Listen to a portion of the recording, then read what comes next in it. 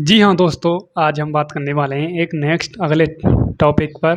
अगला टॉपिक रहेगा हमारा आवेशों का पुनः वितरण। क्या होता है आवेशों का पुनः वितरण?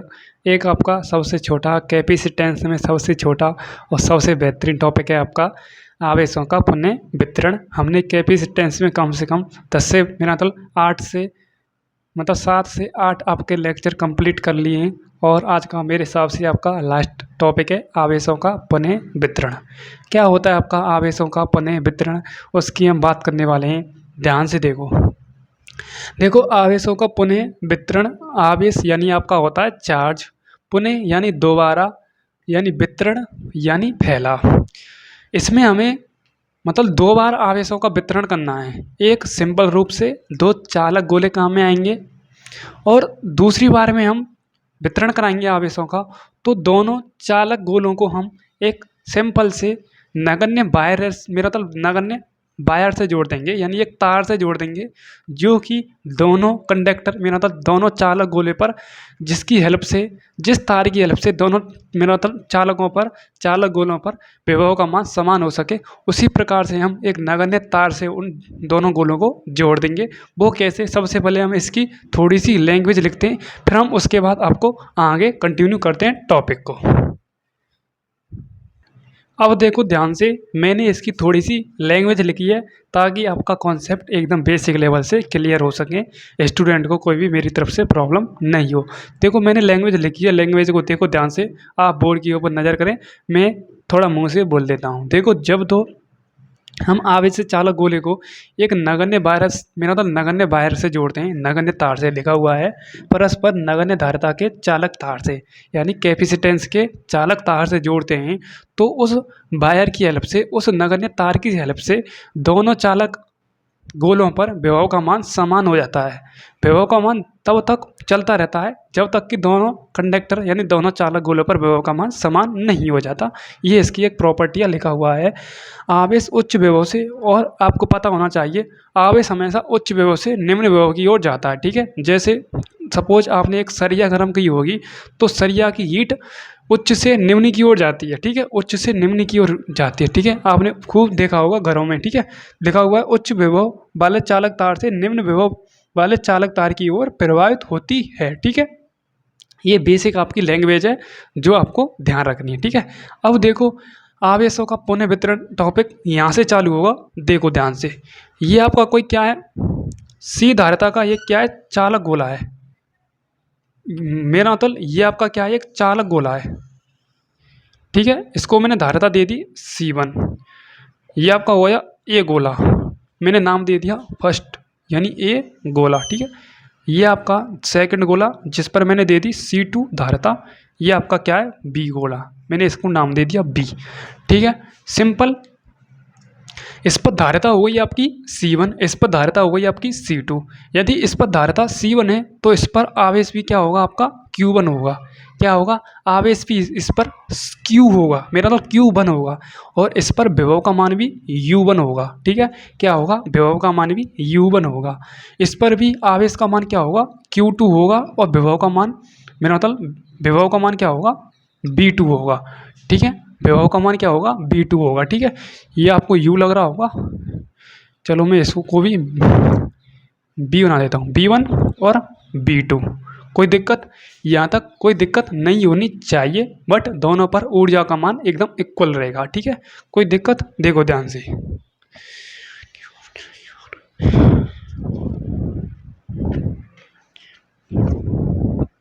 ओके, ठीक है, ओके, कोई दिक्कत आपको नहीं होनी चाहिए। ओके, ये मैंने क्यों आवेश क्यों रखा है, क्योंकि इन दोनों गोलों की सरफेस पर आवेश एक समान रूप से वितरित हो गया है, यानी आवेश का वितरण हो गया। ठीक है, इस प्रकार से मैं इनको आवेश भी दे देता हूँ ताकि कोई गैस नहीं बने आपको। देखो ध्यान से, इस प्रकार से मैंने इन दोनों गोलों को इस प्रकार से प्लस का क्यू आवेश दे दिया। ठीक है, इस प्रकार से अब आप पूरी तरह से समझ जाएंगे। ठीक है, इस पर गोले पर क्या है, C1 धारिता है, ये आपका सेंटर बिंदु है, ये आपका C1 धारिता है। इस पर भी मैंने क्या दे दिया है, प्लस का Q2 आवेश, यानी प्लस का भी Q आवेश इस पर भी दे दिया है मैंने। ताकि एक समान रूप से इस गोले की सरफेस पर फैल जाए। ठीक है, इस प्रकार से ये हो गया आपका आवेश Q2, ये हो गया आपका आवेश Q1, धारिता आपकी C1 हो गई, विभव V1 और विभव V2। ठीक है, ये तो हो गया आपका सिंपल। अब ऊर्जाओं का मान इन पर क्या होगा, V1 और U, मेरा मतलब U1 और U2। ठीक है, अब देखो ऊर्जाओं का मान मैंने लिखवाया है। जब मैंने समांतर प्लेट की ऊर्जा निकलवाई थी उसका फॉर्मूला आया था आपका U बराबर में आपका 1/2 CB², ये आया था आपका। इसी की हेल्प से हमने एक और फॉर्मूला निकाला था। क्या निकाला था वो भी मैं बता देता हूँ। हमने निकलवाया था Q में, एक मिनट चलो निकलवा के बता देता हूँ कैसे निकालते हैं।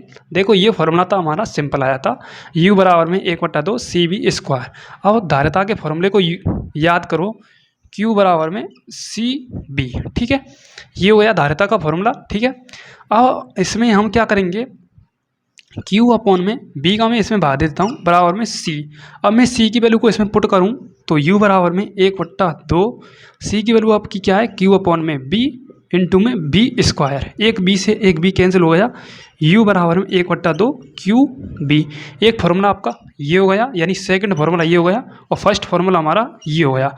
और मैंने इसी की हेल्प से आपको तीसरा फार्मूला और बताया था। तीसरा फार्मूला क्या बताया था, चलो उसको भी हम निकालते हैं। Q में इसमें मैं C का भाग दे देता हूँ, बराबर में आपका B बचेगा। कोई दिक्कत नहीं होनी चाहिए। तो U बराबर में 1/2 Q, B की जगह पर हम क्या लगेंगे, Q में C। तो U बराबर में Q² में 2C। ये निकला है आपका तीसरा फॉर्मूला। ठीक है, तीसरा फॉर्मूला। अब हमें यूज कौन सा करना है, हमें यूज करना है आपका फर्स्ट फॉर्मूला यूज करना है इसमें। ठीक है, ये भी आपके फॉर्मूले इंपॉर्टेंट हैं। एक आपका ये फॉर्मूला हुआ और एक आपका ये फॉर्मूला हुआ, ये तीनों फॉर्मूले इंपॉर्टेंट हैं। ये फॉर्मूले कब यूज होते हैं न्यूमेरिकल में, ये फॉर्मूले जब यूज होंगे जब आपका मेथड न्यूमेरिकल में आवेश की वैल्यू दे रखी होगी और विभव की वैल्यू दे रखी होगी और आपसे एनर्जी पूछ रहा होगा, तो आपका ये फॉर्मूला यूज होगा। यदि न्यूमेरिकल में आवेश की वैल्यू दे रखी होगी और धारिता की वैल्यू दे रखी होगी तो आपका ये फॉर्मूला यूज होगा। यदि आपकी धारिता की वैल्यू दे रखी होगी और विभव की वैल्यू दे रखी होगी तो आपका ये फॉर्मूला यूज होगा। यानी तीनों में कंडीशन अलग अलग है। ठीक है, और सेम चीज़ पूछेगा एनर्जी। ठीक है, इसलिए आपको कन्फ्यूज नहीं होना है, तीनों फॉर्मूले को याद करना है।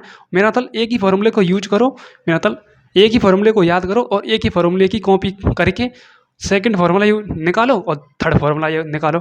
और ये अच्छी बात है, यदि आपको तीनों फार्मूले याद हो जाएं बात है, बेहतर कोई नहीं है। ठीक है, ओके, तो हमारा ये फार्मूला यूज होगा। ठीक है, ठीक है, ये मैंने बता ही दिया आपको कैसे निकलते क्या आते हैं ये फार्मूले। ठीक है, चलते हैं आगे की तरफ, कंटिन्यू करते हैं अपने टॉपिक को। ठीक है, टाइम वेस्ट हमें नहीं करना है। तो हमारा फार्मूला यूज होगा आपका U बराबर में 1/2 CB²। हम अलग अलग निकालेंगे, अलग अलग के लिए निकालेंगे, यानी अलग अलग गोलों के लिए निकालेंगे।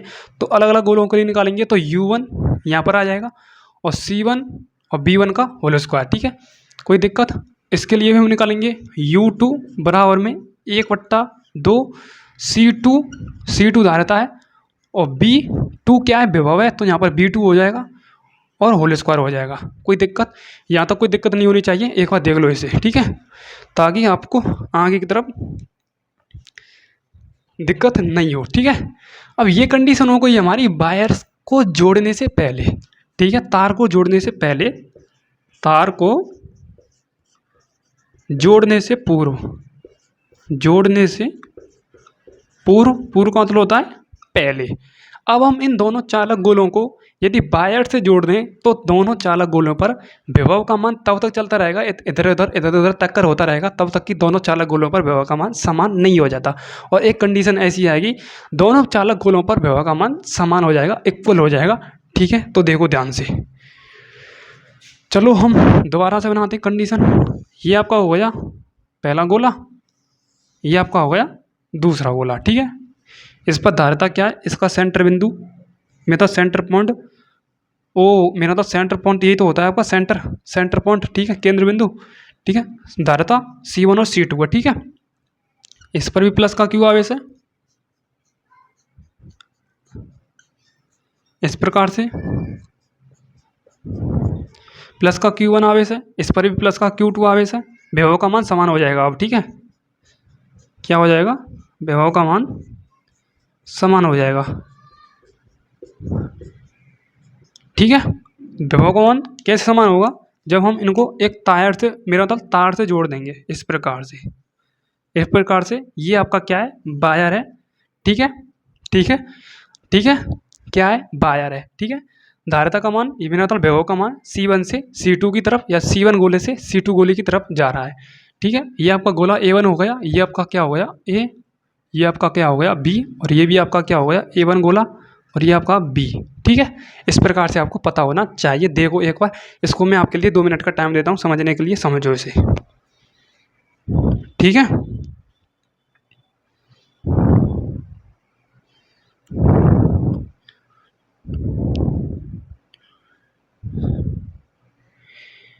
ओके। ठीक है, अब देखो दोनों गोलों पर यदि हमारा सब चीज़ सेम हो गई तो इसमें एक ही सिंपल एनर्जी का फॉर्मूला लगेगा, U बराबर में 1/2 CV², क्योंकि दोनों गोलों को हमने एक वायर से अटैच कर दिया है। या आप 1 मिनट के लिए इसे आप Q1 मान लो, इसे आप Q2 मान लो, या Q-1 Q-2 मान लो, थोड़ी देर के लिए मानो। ठीक है, इसमें एनर्जी समान हो जाती है 1/2 CV²। ठीक है, इसमें कोई चेंज नहीं होगी, ना इसमें अलग अलग कंडीशन होगी, क्योंकि एक ही वायर से हमने अटैच कर दिया है। ठीक है, अब ये हो गया आपका तार को जोड़ने से, मेरा था तार को जोड़ने के बाद। ठीक है, क्योंकि बाद ही हुआ है, हमने पहले तो जोड़ा था तार, अभी जोड़ा है ना, तो तार को जोड़ने के बाद, तार को जोड़ने के बाद, ये आपकी क्या है, कंडीशन है। ठीक है, तार को जोड़ने के बाद। ठीक है, देखो एक बार, ओके। ठीक है, ठीक है, ठीक है, अब हमें निकालना है ओवेनेस्ट, यानी हमें कॉमन निकालना है, ओवेनेस्ट विभव निकालना है हमें। ठीक है, क्या निकालना है, ओवेनेस्ट विभव निकालना है, यानी कॉमन, मेरा मतलब कॉमन पोटेंशियल निकालना है। ठीक है, कैसे निकालेंगे, अब देखो दोनों में विभव का मान सेम है, इस पर भी B है और इस पर भी B है। अब ऐसा नहीं है कि इस पर B1 है इस पर B2 है, नहीं, क्योंकि हमने दोनों तार को एक वायर से अटैच कर दिया, दोनों तार पर विभव का मान, पोटेंशियल का मान समान हो गया। ठीक है, अब हमें निकालना है ओवेनेस्ट विभव निकालना है, ओवेनेस्ट विभव निकालना है यहाँ से आगे हमें, यानी common COMMON, common potential TIAL। ठीक है, यदि स्पेलिंग गलत हो तो वो मत करना ज़्यादा। ठीक है, ओके, कॉमन COMMON मेरे हिसाब से सही है, पोटेंशियल यानी ओवेनेस्ट। हमें विभव ज्ञात करना है, वो कैसे ज्ञात करेंगे, चलो हम देखते हैं हमारी, क्या हमारा ये सही हो पाएगा कि नहीं हो पाएगा। देखो ध्यान से, अब देखो यहाँ पर इसको हम हल करते हैं। ठीक है, कोई दिक्कत तो नहीं है वैसे, देखो एक बार मेरे से कोई गलती हो गई हो। ठीक है, ओके, ठीक है, देखो ध्यान से, सबसे पहले हम कंडीशन निकालेंगे तार को जोड़ने के पहले, तार को जोड़ने के पूर्व, जोड़ने से पहले या जोड़ने से पूर्व या पहले। ठीक है, तार जो हमने जोड़ा नहीं था उससे पहले हम क्या निकालेंगे, धारिता निकालेंगे। धारिता का फॉर्मूला आपने पढ़ा होगा, Q बराबर में CB।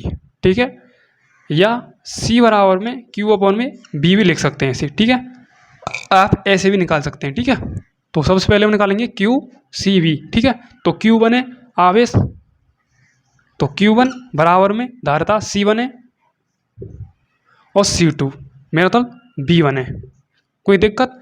उसके बाद Q2 इसके लिए धारिता C2 और पोटेंशियल B2, कोई दिक्कत। मेरे हिसाब से आपको लाइट ज़्यादा है यहाँ पर, थोड़ा नीचे लिख देता हूँ, देखो ध्यान से, ये फॉर्मूला यूज होगा। ठीक है, तो Q1 बराबर में C1 B1, Q2 बराबर में C2 और B2, कोई दिक्कत, थोड़ा एडजस्ट करना अपने आप में। ठीक है, एक मिनट, मैं दोबारा लिखता हूँ यहाँ से, ठीक है। देखो Q1 बराबर में C1 और B1, उसके बाद Q2 बराबर में C2 B2, ठीक है। हाँ अब दिख रहा होगा आपको क्लियर, ठीक है। ये तो हो गया तार को जोड़ने के पूर्व, ठीक है। और तार को जोड़ने के पश्चात यानी बाद में, तार को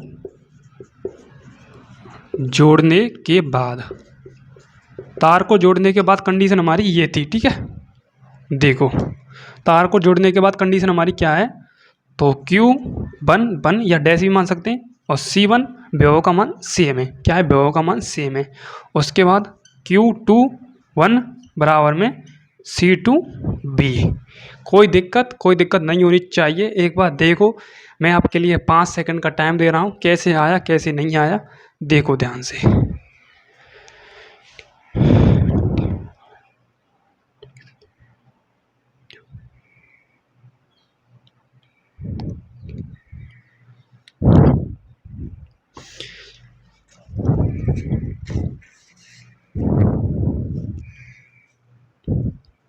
ठीक है, यहाँ तक क्लियर हो चुका होगा, मुझे पूरी उम्मीद है। मेरा फर्ज है दोबारा से इसको रिपीट कराना। देखो कुछ भी नहीं है, आवेशों का पुनः वितरण। जब दो आवेशित चालक को परस्पर नगण्य धारिता के चालक तार से जोड़ते हैं, इस प्रकार से नगण्य धारिता के विरोधन नगण्य तार से हम जोड़ते हैं, तो आवेश उच्च पोटेंशियल से यानी हाई पोटेंशियल से निम्न पोटेंशियल की तरफ आपका क्या होता है, प्रभावित होता है, ठीक है। ठीक है, क्या होता है, विभव, ठीक है। विभव दोनों पर जब तक कि समान नहीं हो जाता, जब तक ये कंडीशन चलती रहती है, ठीक है। तो दोनों पर समान हो गया। अब इस पर विभव का मान सेम है, देखो विभव का मान सेम है ना, इस पर भी बी है तो इस पर भी बी है। अब मैंने दो चालक गोलों को तार से नहीं जोड़ा था, तो उन पर विभव का मान अलग अलग था। इस पर B1 है, इस पर B2 है, ठीक है। देख सकते हैं आप, देखो इस पर आपका क्या है, B2 है। देखो ये रहा B2, छुपा रुस्तम, ये भी क्या है, छुपा रुस्तम, ठीक है। अब मैंने इनको अलग कर दिया, ठीक है। इस पर Q1 है तो इस पर Q1 है, ठीक है। इस पर भी Q1, इस पर Q-1 है, इस पर Q-2 है। मैंने Q2 मान लिया, कोई दिक्कत नहीं है, डैश भी मान सकते हैं आप, ठीक है। उसके बाद धारिता सेम है दोनों पर, ठीक है, C1 C2, ठीक है। ये जोड़ने के बाद की कंडीशन है, ये जोड़ने के पहले की कंडीशन है, ठीक है। ठीक है, अब मैंने तार को जोड़ने के पूरे धारिता और तार को जोड़ने के बाद निकाल लिया, ठीक है। अब मैं दोनों को क्या करूँगा, कंबाइन करूँगा आवेश संरक्षण के सिद्धांत से, ठीक है। वो आप देख सकते हैं आगे की तरफ। एक बार यहाँ से आप स्क्रीनशॉट ले लें तो मुझे खुशी होगी। स्क्रीनशॉट ले लें आप, स्क्रीनशॉट ले लिया होगा, ठीक है। देखो ध्यान से, अब देखो आवेश संरक्षण के सिद्धांत से,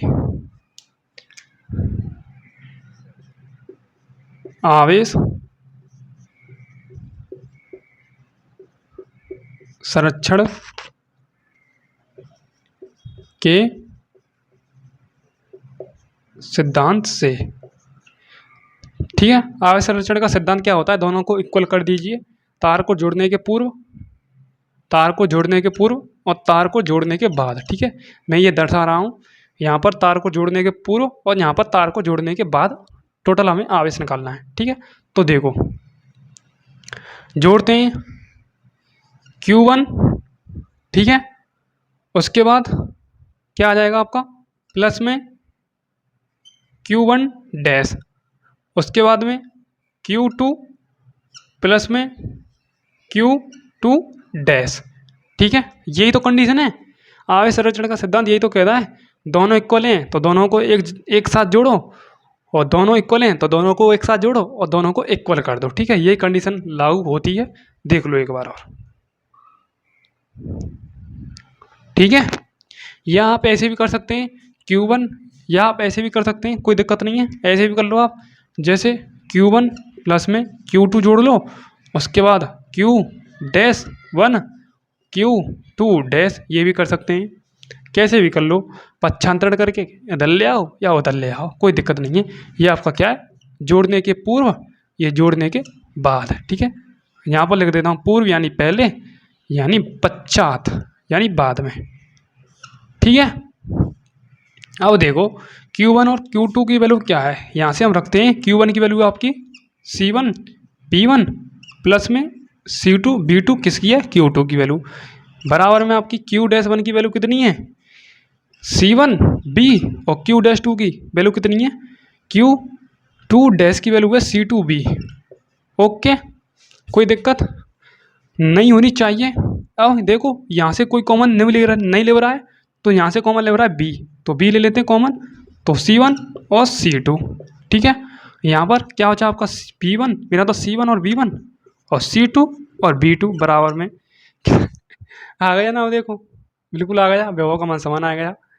मैं तो ये तो खेल है फिजिक्स का, ठीक है ठीक है। यहाँ से तो मैं रफ कर सकता हूँ, स्क्रीनशॉट लेवा दिया था मैंने आपको, ठीक है। और देखो इसका भाग हम इसमें दे देंगे और B का मान निकल आएगा आपका, तो B बराबर में आपका आ जाएगा C1 B1 और C2 और B2 अपॉन में इसका भाग लग जाएगा C1 और C2 का। ये आ गया आपका फॉर्मूला जो आपको याद रखना है। थोड़ा आपको दिख नहीं रहा होगा, इसे हम नीचे लिख देते हैं, तो देखो नीचे कैसे लिखेंगे, तो B बराबर में आपका C1 B1 प्लस में C2 B2 अपॉन में C1 और C2। ये आपका एक नया पनौती फार्मूला, अरे ये आपको यहीं पर भी नहीं दिख रहा होगा तो मैं यहाँ पर लिख देता हूँ, क्या है, क्या परेशानी है। C1 B1 प्लस में C2 और B2 अपॉन में आपका क्या आ जाएगा C1 और C2, ठीक है। ये हुआ है आपका फॉर्मूला जो आपको याद रखना है। स्क्रीनशॉट लें एक बार जल्दी से जल्दी। ओके, स्क्रीनशॉट ले लिया होगा, देखो ध्यान से इस फॉर्मूले को याद रखना। अब मैं यहाँ से आगे थोड़ा इन्फॉर्मेशन दे रहा हूँ, देखो ध्यान से। अब मैं आपको अनुपात लिखा रहा हूँ। अनुपात कौन सा लिखाऊंगा मैं, आवेशों के पुनः वितरण के बाद, पुनः मेरा मतलब इसके कारण चालक को जोड़ने के बाद, या आवेशों के पुनः वितरण के बाद का नया आवेश, ठीक है। हेडिंग डाल लो, आवेशों के पुनः वितरण के बाद नया आवेश का अनुपात, आवेशों के पुनः वितरण के बाद नया आवेश का अनुपात। देखो ध्यान से, नया आवेश का अनुपात देखो क्या आया था हमारा आया था, क्या आया था, Q-1 और Q-2। क्या आया था, Q-1 की वैल्यू क्या आई थी, ये आई थी आपकी C1 और B, क्योंकि हमने जो बाद में निकाला था उस पर तो पोटेंशियल का मान समान आया था। उसके बाद बट्टे में लिख देते हैं Q2 बराबर में तो है ही हमारा चिन्ह, और बट्टे में आपका आ जाएगा C2B। अब जो कट रहा है उसे हम काट देते हैं, कट रहा है आपका क्या, B से B कैंसिल हो रहा है, तो Q1 Q2 बराबर में C1 अपॉन में C2। ये भी आपका सेकंड फार्मूला है। फर्स्ट फार्मूला तो ये हो गया और सेकंड फार्मूला आपका ये हो गया। अभी क्या है, अभी तो शुरुआत हुई है इस चैप्टर की। देखो कितना मैं डीप से पढ़ाता हूँ इसको आपको, इसका भी स्क्रीनशॉट लीजिए।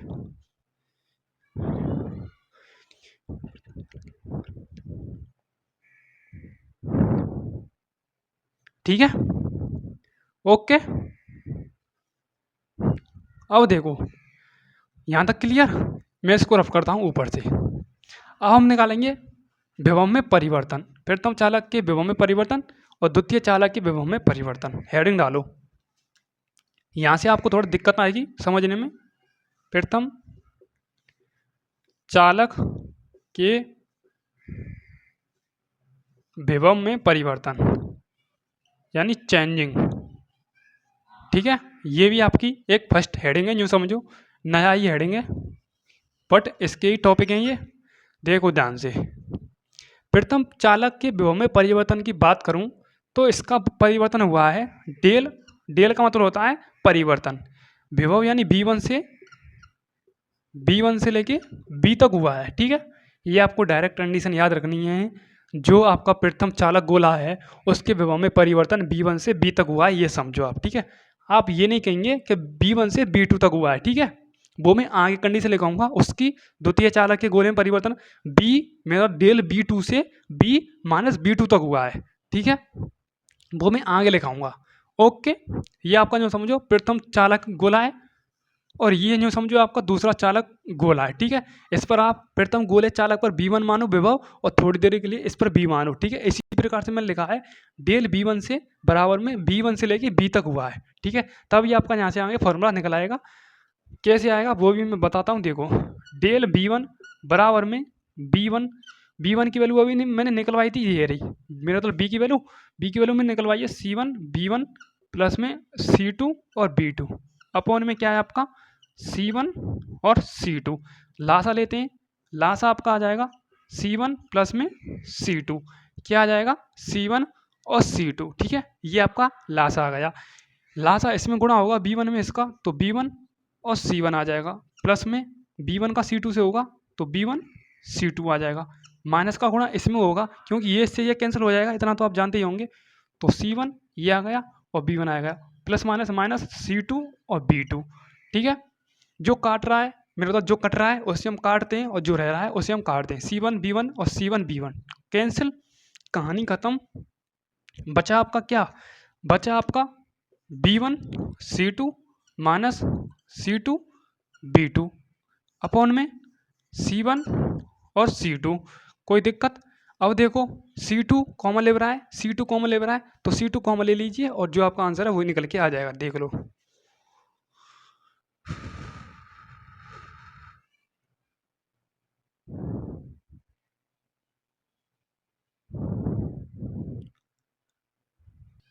ओके, C2 कॉमन ले लेते हैं, कोई दिक्कत नहीं है, इतना तो आप कर सकते हैं, ठीक है। C2 कॉमन ले देते हैं B1 से B2, यानी B1 माइनस B2 अपॉन में C1 और C2, ये किसका फॉर्मूला आ गया, डेल B1 का बराबर में, ठीक है। ओके, इसको आप थोड़ा एडजस्ट करना, यहाँ पर समीकरण नंबर 1 इसे मान लेना, यहाँ पर लिख देना, और ये कहानी अलग है इसकी, यहाँ से लेके यहाँ तक ये कहानी इसकी अलग है, ठीक है। इसको आप अपनी कॉपी में नोट करें जो मैंने मार्कर से अंडरलाइन की है, ठीक है, कोई दिक्कत। अब देखो ध्यान से, प्रथम चालक के लिए निकाल लिया हमने, अब निकालते हैं द्वितीय चालक के लिए।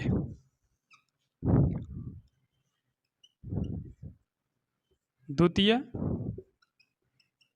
चालक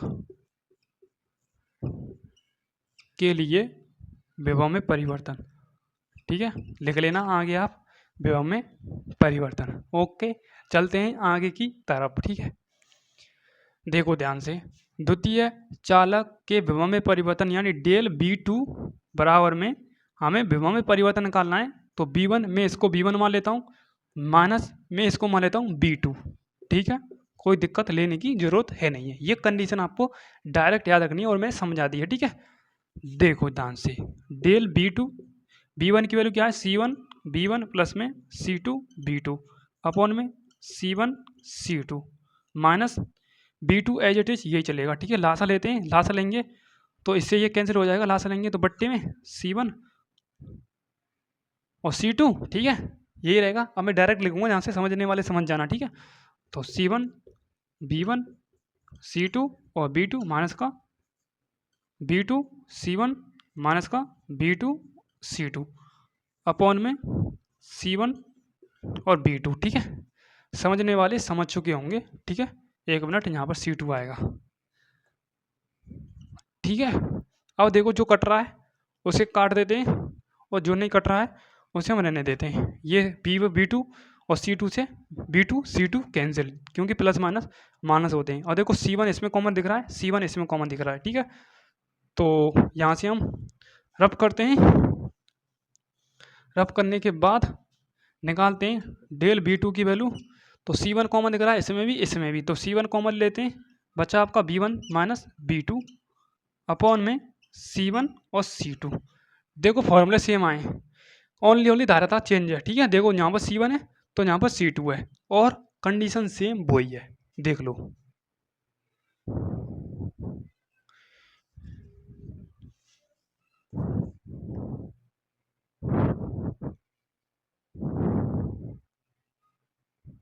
ओके, क्लियर, डन, कोई दिक्कत नहीं होनी चाहिए।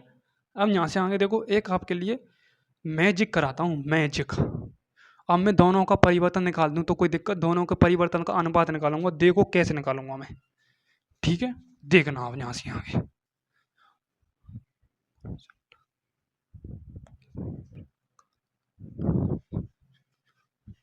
यहाँ से देखो क्या मैं खेल करता हूँ अब, देखो प्रथम और द्वितीय चालक के विभव में परिवर्तन का अनुपात निकालूंगा। देखो ध्यान से, फर्स्ट व सेकंड चालक विभव के परिवर्तन का अनुपात। देखो पहले हम लिखते हैं फर्स्ट यानी डेल B1 अपॉन में डेल B2, क्योंकि हमें अनुपात चाहिए, रेशो चाहिए। डेल B1 की वैल्यू कितनी है, देखो देखो देखो देखो देखो क्या है, C2 B1 से B2, C1 और C2 अपॉन में डेल B2 की वैल्यू कितनी है, देखो यहाँ से C1 B1 से B2 अपॉन में C1 और C2।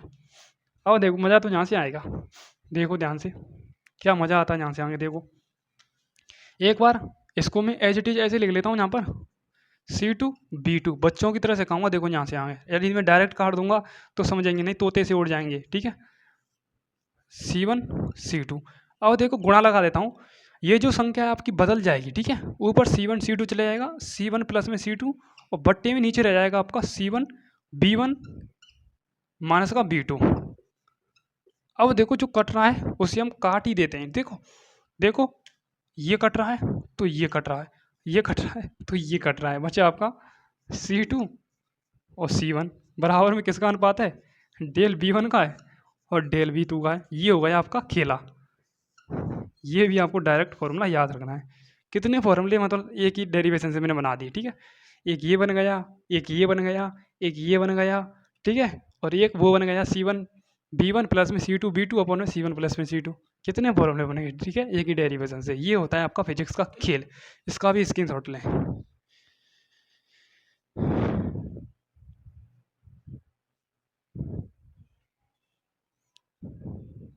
ओके, यहाँ तक होती है आपकी फिजिक्स क्लियर। आपको टॉपिक कैसा लगा मुझे कमेंट में आप ज़रूर बताना, ठीक है। ओके, क्या बताना कमेंट में आप ज़रूर करना, ठीक है। हम दिन और रात को नहीं देखते हैं, चाहे रात के 2 बज रहे हैं चाहे रात के 3 बज रहे हों, बट टॉपिक पहुंचना चाहिए आपके पास और आपका एक एक कॉन्सेप्ट फिजिक्स का क्लियर होना चाहिए। हमको यही मोटिवेट करती है एक बात जो मतलब हम समझ सकते हैं, ठीक है। आपको एक काम करना है, जितना भी मैंने ये कराया है, जितना भी मैंने आपके लिए आध घंटा निकाला है, आध घंटे में से आपको 15 मिनट इसका रिवीजन करना है, ताकि हमारा जो मतलब पढ़ाया लिखाया आपके भेजे में बैठ सके और आगे आप मतलब अपने टॉपिक को कंटेस्ट और परमानेंटली याद कर सकें, ठीक है। हमारा ये काम होता है और आपसे एक उम्मीद है, आप चैनल को लाइक और सब्सक्राइब किए बिना जाना नहीं है। आपको चैनल को लाइक कीजिए और ज़्यादा से ज़्यादा सपोर्ट कीजिए, हमको यही एक बात आपकी मोटिवेट करती है, ठीक है। मिलते हैं हम नेक्स्ट अगले चैप्टर के साथ, और मैं इसके क्या न्यूमेरिकल कराने की कोशिश करूँगा, बट न्यूमेरिकल को कराने में बहुत सारा टाइम कंज्यूम हो जाता है। ये कोई डिजिटल बोर्ड है नहीं है कि आपका डायरेक्ट न्यूमेरिकल आ जाए और हम इसको सोल्व करा दें। पहले आपको न्यूमेरिकल लिखना पड़ेगा बच्चों की तरह, फिर आपको हल कराना होगा, फिर सिखाना होगा, इसलिए टाइम कंज्यूम ज़्यादा होता है। और मैं पूरी कोशिश करूँगा न्यूमेरिकल कराने की, ठीक है। अगली क्लास आपकी न्यूमेरिकलों की होगी और ज़बरदस्त लेवल के आपके न्यूमेरिकल रहेंगे, बापू लेवल के। मिलते हैं नेक्स्ट क्लास के साथ। Thank you so much, love you all, जय हिंद, जय भारत, ठीक है। Thank you.